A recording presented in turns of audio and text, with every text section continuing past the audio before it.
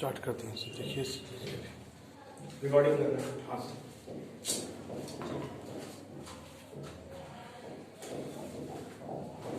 तो बात हो रहा है यहाँ पे टोटल इंटरनल रिफ्लेक्शन का। ठीक है, डेफिनेशन लिखा हुआ है यहाँ पे, डेफिनेशन आप पढ़ सकते हैं।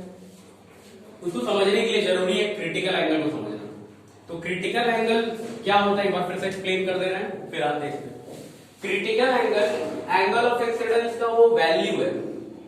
Critical angle is the angle of incidence for which angle of refraction become 90 degree. Critical angle कुछ नहीं है, वो आई है।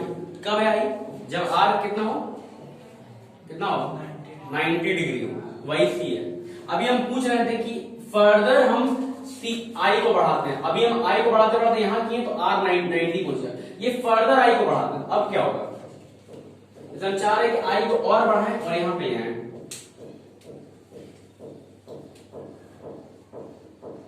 इस जगह पे आए, तब क्या होगा? तो अभी आई आर और बढ़ जाएगा, अब 90 से भी बढ़ जाएगा। अभी तक तो 90 तक बढ़ा है, अब 90 से भी ज्यादा बढ़ेगा, और 90 से ज्यादा बढ़ेगा तो किधर जाएगा? इधर जाएगा, जाएगा। तो अब क्या देख रहे हैं कि लाइट इधर आया, ऐसे आया, यहां पे पड़ा और इधर मुड़ गया। क्या बोलते हैं इसको? ये जो हुआ है इसको बोलते हैं क्या? इसको बोलते हैं रिफ्लेक्शन। लाइट एक सरफेस पे ऐसे पड़ा और फिर वापस ऐसे मुड़ गया, इसको क्या बोलते हैं?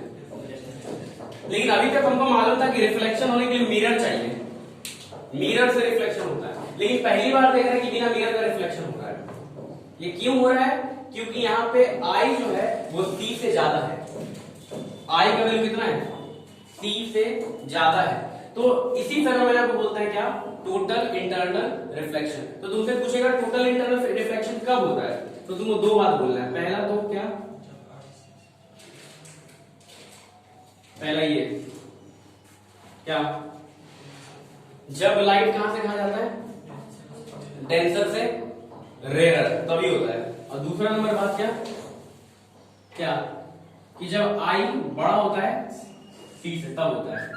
यही दो कंडीशन है क्रिटिकल एंगल का, सॉरी टोटल इंटरनल रिफ्लेक्शन का, कि लाइट को डेंसर से रेयर में जाना चाहिए, और दूसरा आई का वैल्यू बड़ा होना चाहिए सी से। ठीक है, तो उम्मीद कर रहे हैं ये सारा बात तुमको समझ में आया।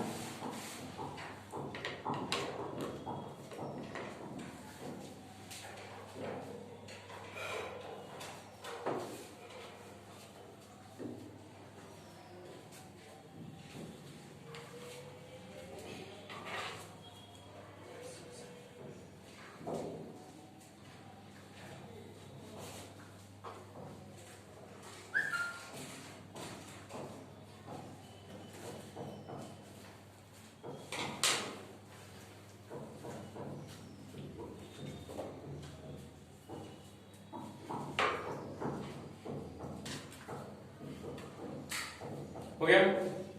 चलो तो इस पे कुछ प्रॉब्लम करते हैं, फिर इसके एप्लीकेशन पे आएंगे।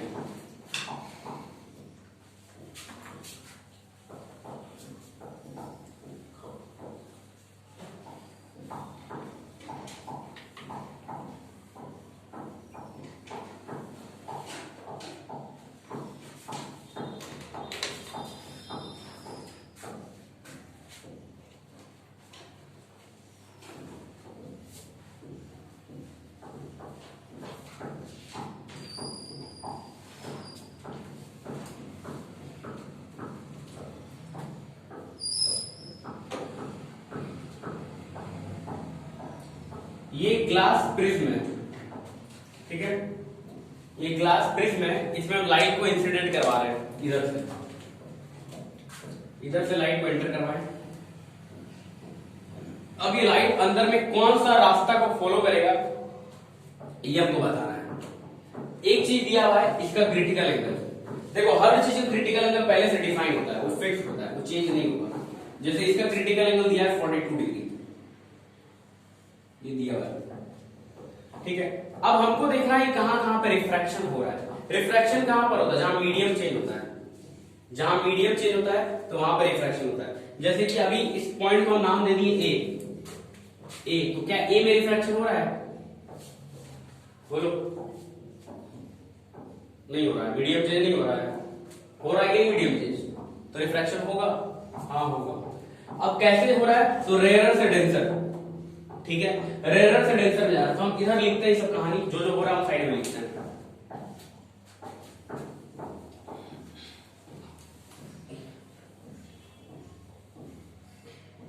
तो अगर हम बात करें ए का, कि एट ए पे क्या हो रहा है, तो ए पे लाइट रेयरर से जा रहा है किसमें, डेंसर में, मतलब स्पीड तो घटने वाला है।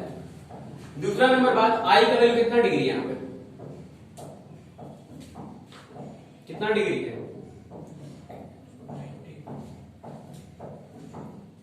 0 डिग्री है, तो याद है ना, तो आई का वैल्यू 0 डिग्री है, ये सरफेस है, ऐसे लाइट आ रहा है, कितना डिग्री हुआ, 90 नहीं हुआ, 0 हुआ, क्योंकि नॉर्मल से नापते एंगल, इससे नापते एंगल, ये नॉर्मल है, 90 को बोलते हैं, ये 90 है, ये कितना डिग्री है, तो 0 डिग्री है यहाँ पे। और अगर आई 0 डिग्री है तो आर अपने आप 0 डिग्री हो जाएगा, ये सब हम पहले पढ़ा चुके हैं स्टार्टिंग में। तो अगर आर 0 डिग्री हो जाएगा तो लाइट किधर जाएगा, एकदम सीधा जाएगा, ये समझाए थे कि अगर आई और आर दोनों 0 डिग्री है तो लाइट जो होता है एकदम स्ट्रेट ट्रैवल करता है, एकदम सीधा, तो ऐसे ट्रैवल करेगा सीधा।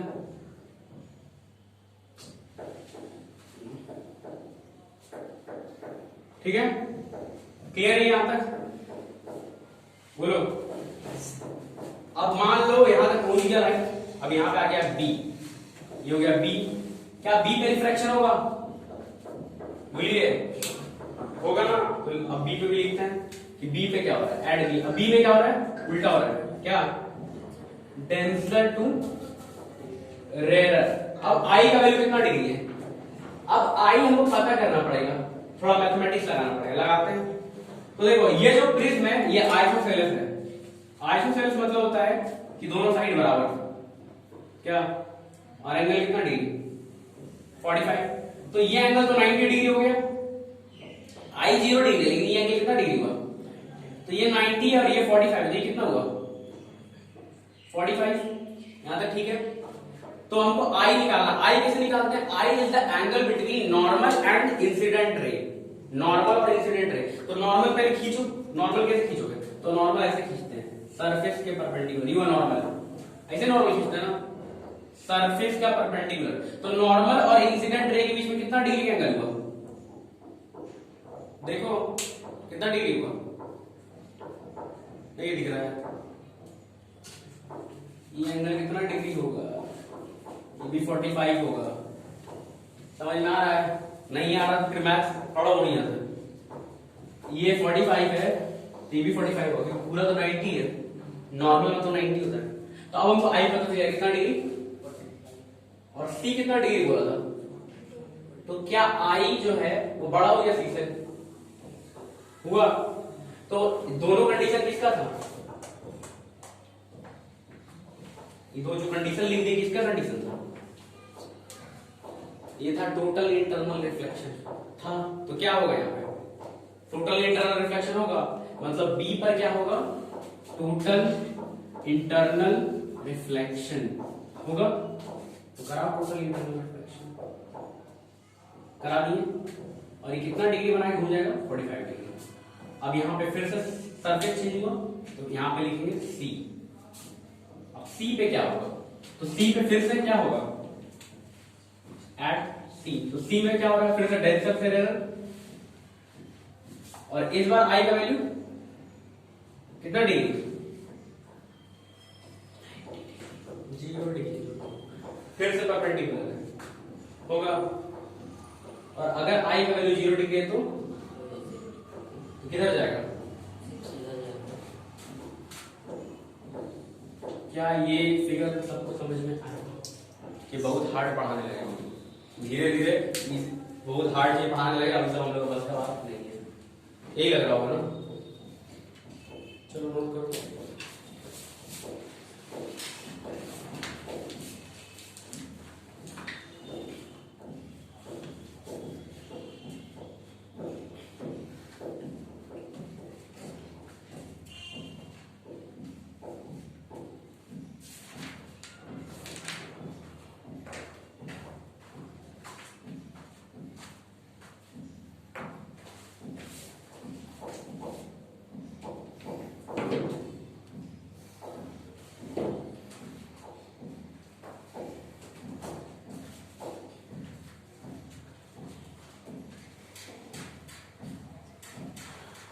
इसका कितना होता है, इसका गणित नहीं होता है, किसमें? गणित नहीं होता है तो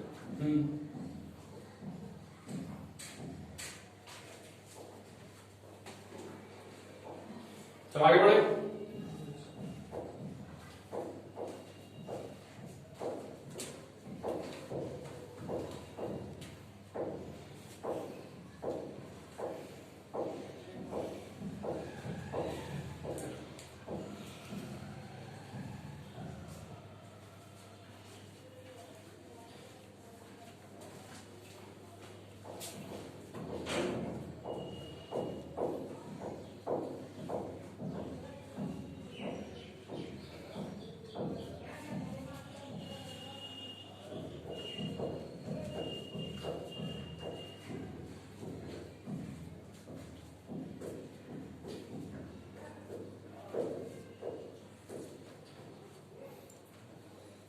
एक बार देखिए तो सर आपका आया क्या, एक बार देखिए।